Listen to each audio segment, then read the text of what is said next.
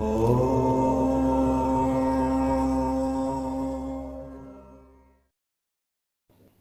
समय की बात है। एक गांव में एक साधु रहता था। वह एक दिन गांव से बाहर कहीं जा रहा था। उसे रास्ते में एक बाजार मिला। वह उस बाजार से होकर गुजर रहा था। तभी उस साधु की नज़र एक दुकान पर पड़ी, जहां ढेर सारी खजूर की टोकरियां रखी थीं। खजूरों को देखकर साधु के मन में लालच आ गया और उसको खजूर खाने की इच्छा होने लगी। लेकिन साधु के पास पैसे नहीं थे। वह अपने मन की इच्छा को दबाकर कुटिया पर आ गया। लेकिन कुटिया पर आने के बाद भी साधु उन खजूरों को भूल नहीं पा रहा था। वह रात भर उन्हीं खजूरों के बारे में ही सोचता रहा। अगली सुबह जब जागा तो वह खजूर खाने के लिए पैसे की व्यवस्था के बारे में सोचने लगा। उसने सोचा कि सूखी लकड़ियों को बेचकर खजूर खरीदने के लिए पैसों की व्यवस्था हो जाएगी। यह सोचकर साधु जंगल में गया और सूखी लकड़ियां बीनकर इकट्ठा करने के बाद उसका एक गट्ठर बनाया और उसे अपनी पीठ पर लाद कर बेचने के लिए बाजार की ओर चल पड़ा। लकड़ियों का गट्ठर भारी होने के कारण बाजार तक पहुंचना आसान नहीं था।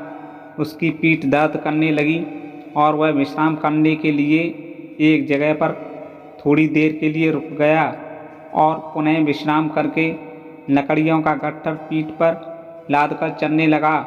इस तरह से जगह जगह विश्राम कर लकड़ियों के गट्ठर के साथ बड़ी मुश्किल से बाजार पहुंचा। उस साधु ने बाजार में सारी लकड़ियां बेच दी। अब उसके पास इतने पैसे थे जिससे वह खजूर खरीद सके। वह खुश होता हुआ खजूर की दुकान पर पहुंचा और सारे पैसों से खजूर खरीद लिए। उनको लेकर वापस अपनी कुटिया की ओर चल पड़ा।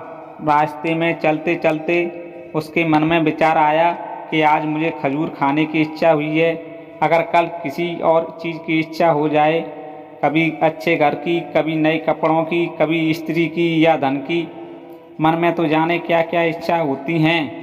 मैं तो साधु हूँ, इस तरह से तो मैं इच्छाओं का दास बन जाऊँगा। ये विचार आते ही साधु ने खजूर खाने की इच्छा को त्याग दिया। साधु ने इतनी मेहनत करके खरीद कर लाए खजूरों को एक गरीब व्यक्ति को दे दिए। इस तरह से साधु ने स्वयं को इच्छा का दास बनने से बचा लिया। दोस्तों, आपको इस कहानी से सीख मिलती है कि यदि हम अपनी हर इच्छाओं के आगे हार जाएंगे तो सदा के लिए अपनी इच्छाओं के दास बन जाएंगे। मन चंचल होता है, उसमें रह रहकर तरह तरह की इच्छाएं पैदा होती रहती हैं, जो उचित भी होती हैं और अनुचित भी। ऐसे में इच्छाओं पर काबू पाना आवश्यक है। हमें सोच विचार कर इच्छाओं का आकलन करने के बाद ही उसकी पूर्ति के लिए कदम उठाना चाहिए। हमें इच्छाओं का दास नहीं बनना है, बल्कि इच्छाओं को अपना दास बनाना है। अब देते हैं वीडियो को विराम। जय श्री कृष्ण।